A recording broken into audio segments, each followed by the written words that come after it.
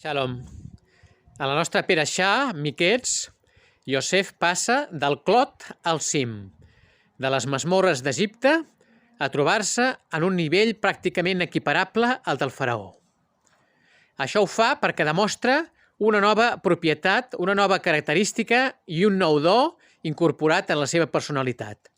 Coneixem, ja des de l'època en què va ser venut pels seus germans, que sap interpretar somnis, com fa en Faraó, que l'interpreta el somni de les vaques grasses i les vaques magres i de les espigues grasses i les espigues magres, sinó que, a més, demostra una nova capacitat, que és d'interpretar amb una direcció i amb un propòsit positiu el somni que ell mateix ha interpretat.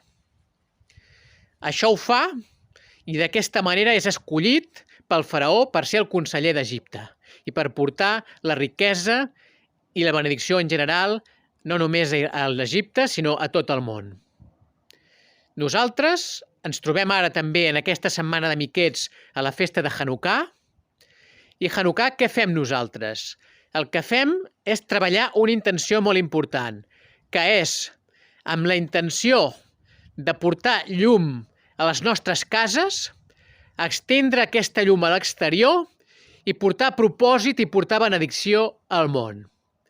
L'objectiu ha de ser, doncs, per nosaltres, que portem aquest propòsit superior de trobar solució a les dificultats que nosaltres tinguem a nivell familiar, a nivell personal i a nivell mundial. En particular, la dificultat del Covid o les que puguin aparèixer, igual com Josep va fer a Egipte, que ell, a partir de la dificultat que plantejava la interpretació del somni, trobava una solució per a Egipte i també pel món.